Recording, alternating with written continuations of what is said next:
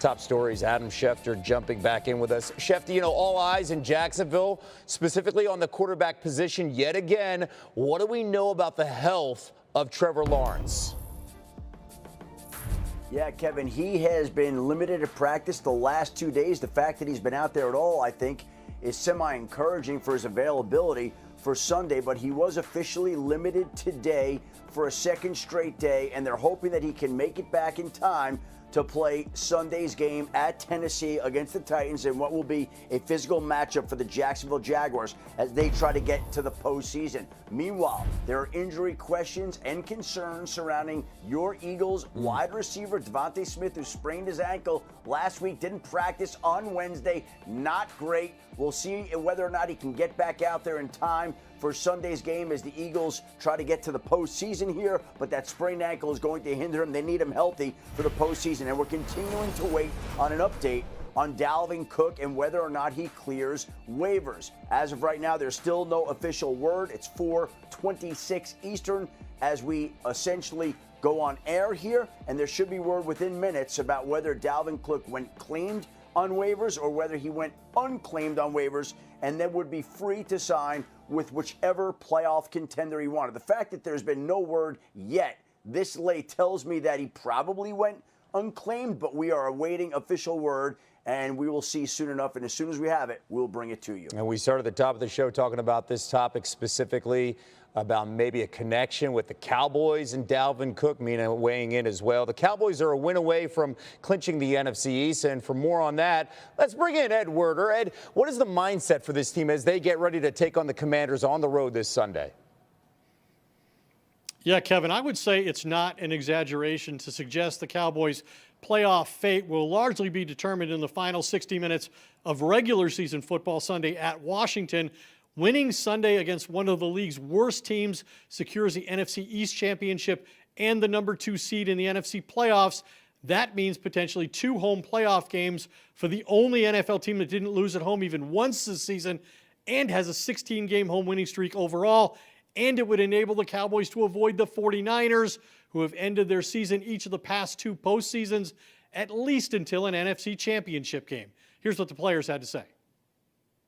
Yeah, it's huge, right? I mean, you want to be able to control your own destiny, and we have the opportunity to do that this year. And, you know, a lot of the guys in the locker room were a part of that game last year to end the season and kind of leave that sour taste in your mouth. So I don't think anyone's taking this game lightly. And it's going to be, we talked about it all week. The playoffs are starting this week for us. We've got one game right here to go win this division, have a 2 seed, and that makes it a playoff game. That makes it a game, obviously, with a lot of implication. But another game that this team needs that will just help us, obviously sets us up in the position for the playoffs, but also for us to have that playoff mindset as we've had for the last couple of weeks or so heading into the actual playoff. Therefore, you just go out there and play the game that we know we can play.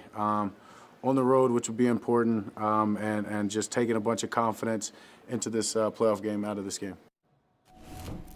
Well, the conversation here this week has not been about the Cowboys' 35-point victory over the Commanders on Thanksgiving Day. Instead, as Zach Martin suggested, the Cowboys coaches have implored the players not to underestimate an opponent that seemingly lacks motivation. They've discussed their last visit to Washington, which was under very, very similar circumstances to what we have this year. They went there week 18, lost 26-6, with Sam Howell making his very first NFL start. Dak Prescott played into the 4th quarter in that game. And Kevin, the Cowboys simply cannot afford that kind of catastrophe again without greatly diminishing their prospects for postseason success. And guess who's back to becoming the starting quarterback for the Commanders? That is Sam Howell. We will see how this plays out over the weekend if they play for Ron Rivera. Thank you so much, Ed. Cowboys offense has been held to 20 or fewer points in 3 straight games. A significant reason for that has been their struggles in the run game. Over the last 3 weeks, Dallas has averaged roughly 82 rushing yards per game, their fewest in any 3-game span since 2019. Let's bring back Mina and Hawk. How important will it be, Mina, here for the Cowboys to get that run game going this weekend in D.C.? Yeah, I think there's an opportunity for Dallas to kind of tune up some of the areas that they've struggled with over the last few weeks. The run game, as you illustrated there, against a shall we say, lackluster Commanders defense. Frankly, by the way, we're talking about who's playing for Dallas. I'm not quite sure who's going to be playing for Washington because the only people cheering for Dallas as hard as Dallas fans will be Commanders fans who don't want to jeopardize that draft pick. So that'll be interesting to watch. But anyways, the players play and they want to win. And I think Dallas can try to find something there on that side of the football. I would also say on the other side of the football, Cowboys' run defense has been really struggled against Buffalo, of course.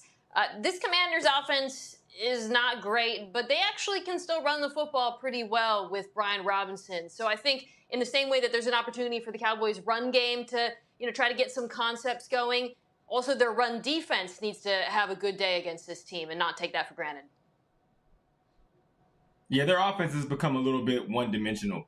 And in order for the West Coast offense to truly work, you have to be able to create that balance. The West Coast offense is extremely methodical. Consistent run game, deke and dunk, effective quick game, and strategic shots. Yes, their pass game has been explosive. Yes, it's been fun at times, but you are running a really big risk. The reality is good playoff teams can consistently run the football. And what we're seeing now with their passing game and getting behind those sticks on first down runs is it's starting to feel reminiscent to the Kellen Moore offense, which is just send Dak Prescott back there and let him throw it. And it got them into trouble. Their quarterback has played better because of the methodology of McCarthy in this West Coast offense because all the pressure isn't on him. If they don't fix the inconsistency in the run game, I can promise you the pass game will not be far behind. Mina, when you look at specifically the pass game, listen, the CeeDee Lamb is having that breakout season as the star on this team when it comes to the offense running through 88. Who has to help CeeDee Lamb? Yeah, Andrew talks about sort of the offense being one-dimensional in terms of being a very good passing offense and not a good rushing attack. I think multi-dimensionality with an offense can also be not just run or pass, but how do you pass the football? How do you distribute your targets? Things like RPOs, some of the screens that they run can almost stand in for the run game when it's struggling. And along those lines, Lamb's always going to be the focal point, and they should always move around accordingly. But their best offensive performances on the season have been ones where they have gotten the other pass catchers, especially Cooks and the tight end Jake Ferguson, involved, especially when you're playing defenses that key in on Lamb, which every smart defense will do right now. So I really think Brandon Cooks is important for the spacing of this attack to spread defenses out. And the games he has disappeared have been ones where they've often struggled. Yeah, they have to stick to what has worked for them. You are so right. That quick game, those screens, they become an extension of the run game. Get the ball out of Dak's hands quick, and it still creates that same, production early in the series.